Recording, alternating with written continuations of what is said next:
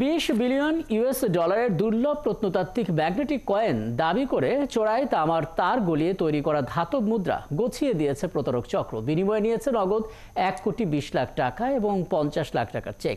এমন কয়েন তৈরির বিপুল পরিমাণ সরঞ্জাম সহ এক প্রতারক চক্রের 4 সদস্যকে গ্রেপ্তার করেছে পুলিশ। বিস্তারিত জানাচ্ছেন নাদিয়া শারমিন। প্রাচীন প্রত্নতাত্ত্বিক নিদর্শন ম্যাগনেটিক কয়েন মিলছে কম দামে।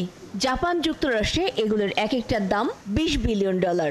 আইটি ব্যবসায়ী মিজানুর রহমানকে এমন লোভ দেখায় তার ভাড়াটিয়ার মেয়ে। দীর্ঘদিন এমন ব্যবসায় যুক্ত দাবি করে প্রতারক চক্রের একজনের সাথে দেখাও করিয়ে দেয় সে। ইফতেখার আহমেদ তখন ম্যাগনেটিক কয়েনের বাজার দর কিংবা ম্যাগনেটিক কয়েন যে অনেক দামি, এটা জাপান ইউএসএতে এটির অনেক দাম, এই বিষয় নিয়ে ডিটেল আলোচনা করে বাদীর সঙ্গে। কয়েনগুলো আসল বলে তাকে নিশ্চিত করে একই চক্রের আরেক ভুয়া কেমিস্ট।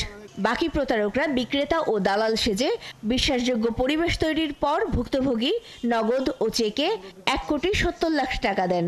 কেমিস্ট আছে এদের মধ্যে আব্দুল হালিম, উনি হচ্ছে এটির দাম 20 বিলিয়ন ইউএস ডলার বলেন। বাদী এই কয়েন ম্যাগনেটিক কয়েন যেটি, এই ম্যাগনেটিক কয়েনটি নেয়ার জন্য তাৎক্ষণিক সেখানে 45 লক্ষ টাকা প্রদান করেন। পরেও বাদীর কাছ থেকে আরও 75 লক্ষ টাকা নেওয়া হয় এবং 50 লক্ষ টাকার একটি চেক নেওয়া হয়।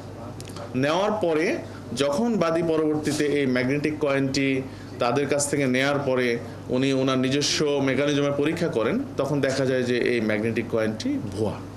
ডিএমপি মিডিয়া সেন্টারে সংবাদ সম্মেলনে তেজগাঁও বিভাগের উপপুলিশ কমিশনার জানান, গ্রেফতার আসামিদের বিরুদ্ধে এর আগেও প্রতারণা সহ একাধিক মামলা আছে।